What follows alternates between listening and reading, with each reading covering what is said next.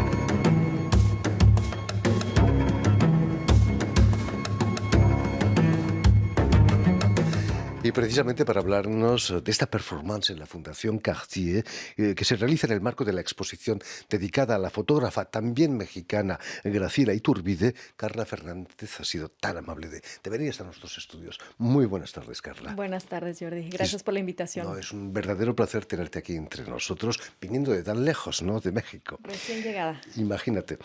Permíteme que explique a nuestros oyentes que has nacido en 1973, si no me equivoco, en la localidad de Saltillo, en el estado mexicano de Coahuila, perdona mi acento, no es muy mexicano, y que de niña vas a poder conocer todo el país, incluso las comunidades indígenas, gracias a tu padre, quien entonces era director de los museos del Instituto Nacional de Antropología, ¿no? Es un privilegio enorme, ¿no? ¿Cómo fue esa infancia? Es una infancia que en aquel entonces no era una infancia común en México, siendo mexicana, porque los boletos de avión eran muy caros, ¿no? Y nos salía igual ir a Estados Unidos que ir al sur, a Chiapas, o ir ¿no? a Yucatán. Y la gente tenía como ese impulso de viajar al norte, ¿no? Y casi no viajábamos al sur. Sin embargo, por mi historia familiar, mi papá siendo el director de los museos del Instituto Nacional de Antropología e Historia, pues donde más sitios arqueológicos hay es al sur. Y para mí era espectacular porque siendo yo de Saltillo, que es al norte, viviendo en el centro y viajando hacia el sur, conocí desde muy pequeñita pues mi país, ¿no? Y los aeropuertos, imagino. Y los aeropuertos. Bueno, muchas veces íbamos en coche. En auto. Sí, en auto.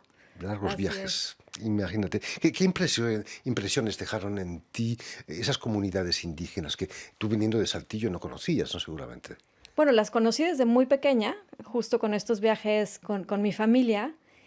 Y lo que me marcó en cuestión de mi oficio, que es la moda, es que yo viajaba a Estados Unidos, porque es un estado fronterizo, conocía la moda de Estados Unidos y lo que estaba pasando ¿no? Y esta revolución que empezaba, que era la moda pronta, etcétera, con Benetton y con todas estas marcas.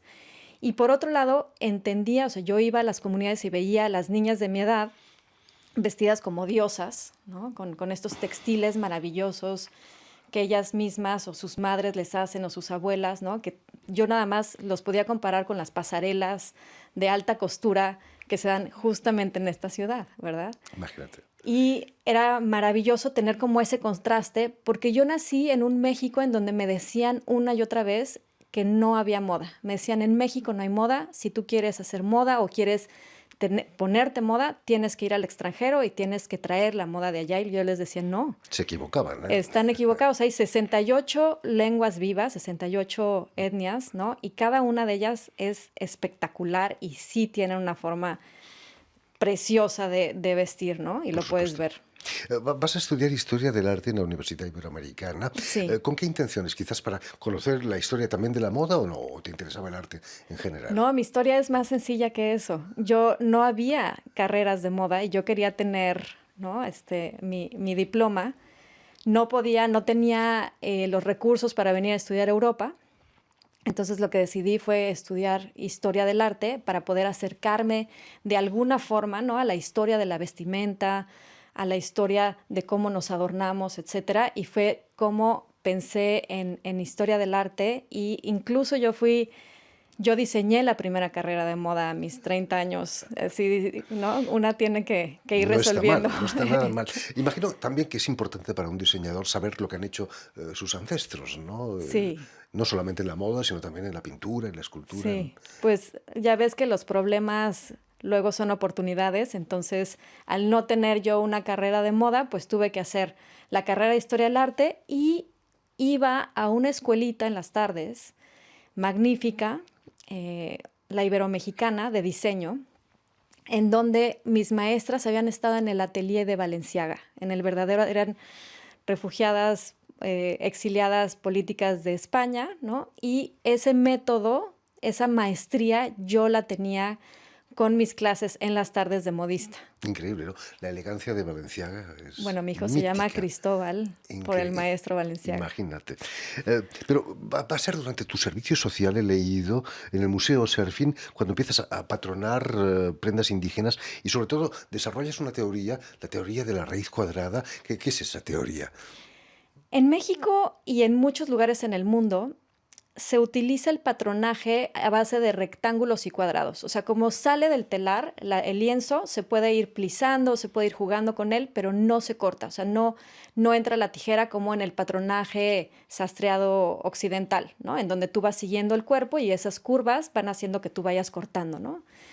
Entonces, en México, con la conquista, las comunidades indígenas, que obviamente estaban trabajando a la par con los sastres españoles, empiezan a copiar la silueta occidental, pero siempre manteniendo el cuadrado y el rectángulo. Entonces tú puedes tener una falda circular de la tarahumara, pero en el momento en que tú le quitas las costuras, ves que es un lienzo completamente larguísimo, ¿no? Rectangular, y nada más vas plisando, plisando, plisando, y tienes esa sensación de que es un círculo o un keshkemitl, que es un poncho realmente, pero vas tú jugando con esta geometría, que en realidad es un sistema como, yo le llamo como un origami textil mexicano, que se fue cada vez haciendo más complejo, y así es como nosotros creamos nuestra moda. Fantástico, lo estoy aprendiendo muchas cosas hoy. Con el comienzo del nuevo siglo, en el año 2000, vas a trabajar como maestra de corte y confección para las escuelas itinerantes de diseño artesanal. Imagino que enseñaste, pero también aprendiste mucho, ¿no? Viajando por México.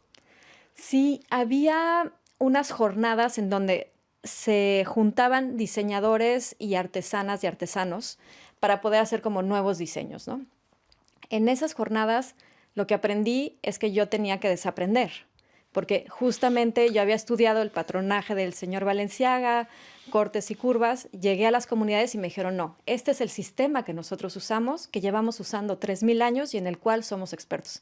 Yo siempre digo que, ¿por qué hacer hamburguesas si lo que no sale bien son los tacos, ¿no? Entonces estábamos en esa necedad todo el tiempo de, no, vamos a hacer hamburguesas, ¿no? Vamos a hacer el corte tradicional occidental, etcétera. Y ahí fue las comunidades en donde me dijeron, sí hay moda mexicana, se hace de esta forma y podemos hacer diseños contemporáneos con esta matriz, ¿no? de la raíz cuadrada. Y todo eso te va a llevar a abrir tu primera tienda ahí a principios del siglo. Imagino que fue emocionante, ¿no? Llegar y abrir con tu marca, ¿no? Carla Fernández, ¿no?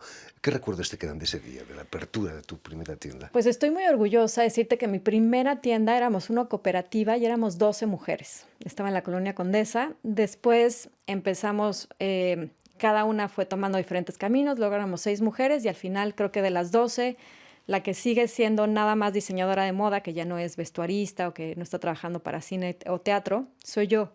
Entonces, vas pasando como por muchas etapas hasta llegar a tu propia boutique, ¿no? Ahorita tenemos 4 y vendemos obviamente en otras boutiques multimarca, pero así fue un poco nuestra experiencia, ¿no? De una unión y luego cada quien va tomando su camino y ahorita estamos ahí. Y una de las últimas tiendas tiene incluso un taller, ¿no? O varios Sí, talleres. sí, es ¿Cómo nuestra es esa casa de tienda? moda.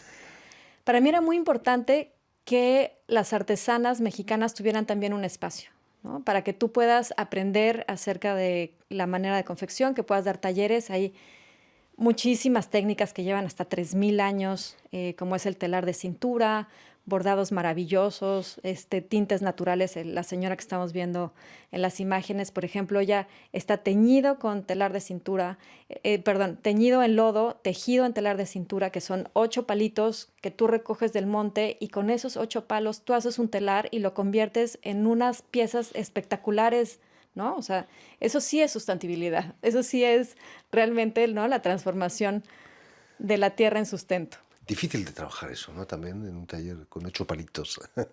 Bueno, lo que es impresionante es que todos los diseños los tienen ellas en la cabeza generación tras generación.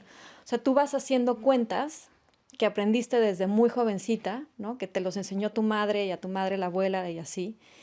Y esas cuentas tú las vas conservando de generación en generación y las vas plasmando, o sea, de la cabeza pasa y a Se través de integran, las sí. manos y se integra y tienes este resultado bellísimo de los textiles Carla, artesanales. vas a dirigir también el taller Flora, un verdadero laboratorio Ujú, móvil, con el lema de "El futuro está hecho a mano". Me parece sí, fantástico como frase. Era ya un manifiesto, ¿no?, contra el consumo salvaje de nuestros sí, días.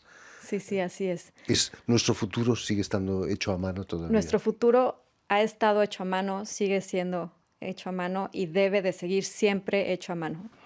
Naturalmente, tu trabajo ha recibido el apoyo del Estado mexicano, un trabajo que tú has llamado de polinización. Ujú. Cuéntanos, viajas tanto que te sientes como abeja polinizando comunidades.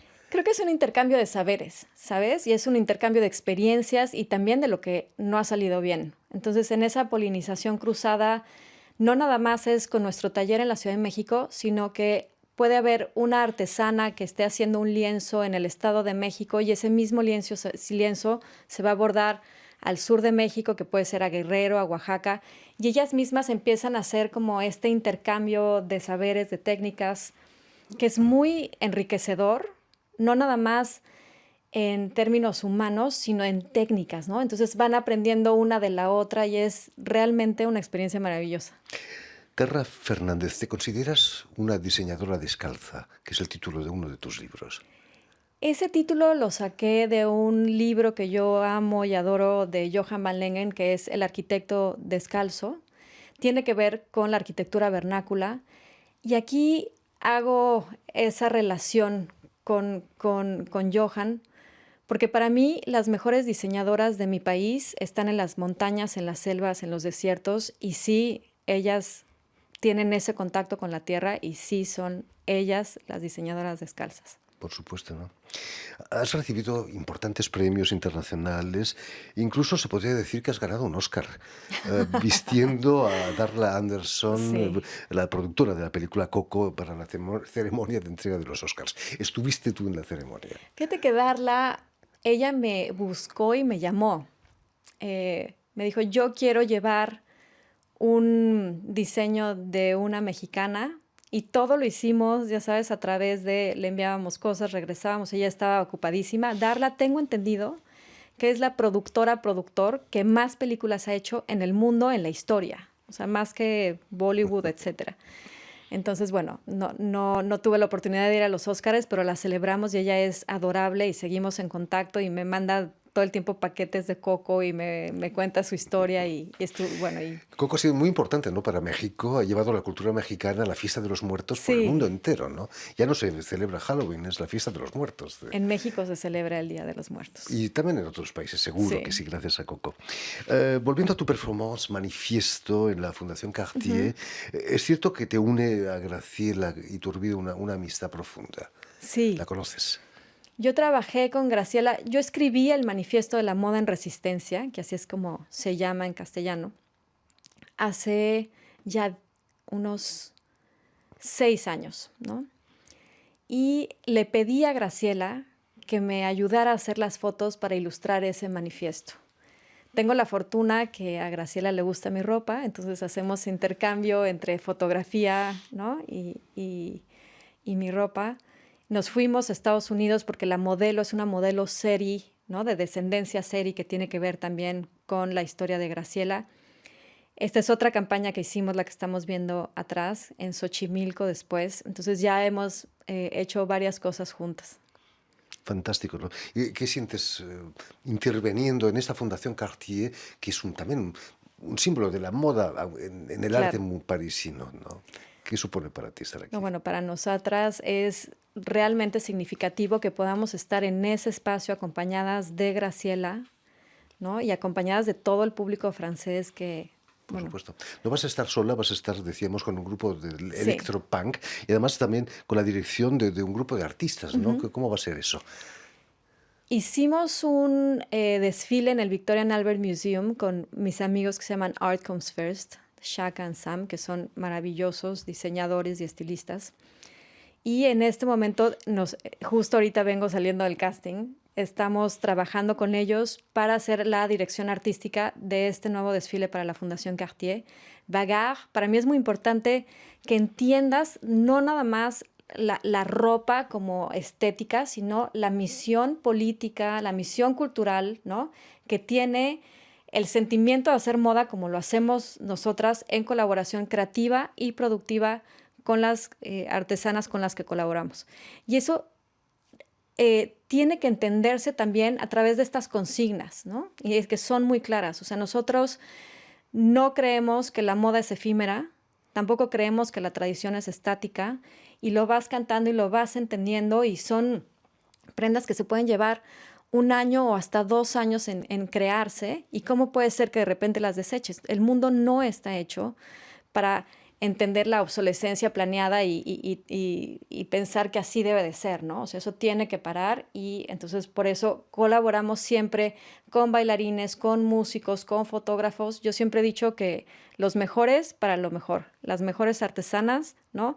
Con las mejores fotografías de Graciela Iturbide, con los mejores estilistas y con la mejor música, que ahora va a ser con Bagarre. Bagaje, que en español es pelea, ¿no? Es realmente una pelea, tenemos que pelearnos para que no vayamos directamente al abismo con ese Ujú. consumismo desenfrenado, sobre todo en el terreno de la moda. Así es, hay que decir ya no a la moda basura, ya basta. En fin, pues ya lo saben, no a la moda basura. Muchísimas gracias, Carla, No, ya lo gracias a saben. ti, Jordi. Tienen una cita este 14 de febrero, día de San Valentín, Día de los Enamorados, en la Fundación Cartier de París para la performance Manifiesto de la diseñadora de moda mexicana, Carla Fernández. Gracias de nuevo, Carla. Permíteme también que dé las gracias a Vanessa Loiseau y a Julian Leng, quienes se han ocupado hoy de la realización del programa, y saludar también a nuestros telespectadores que nos siguen en todo el continente americano, seguro que en Saltillo, en México también, gracias a la cadena Unión Continental Latinoamérica y a la red TAL, que reúne las televisoras públicas y universitarias de toda América Latina. Muchas gracias. Y a ustedes, muchísimas gracias por su atención y les damos cita para una nueva edición de El Invitado de Radio Francia Internacional.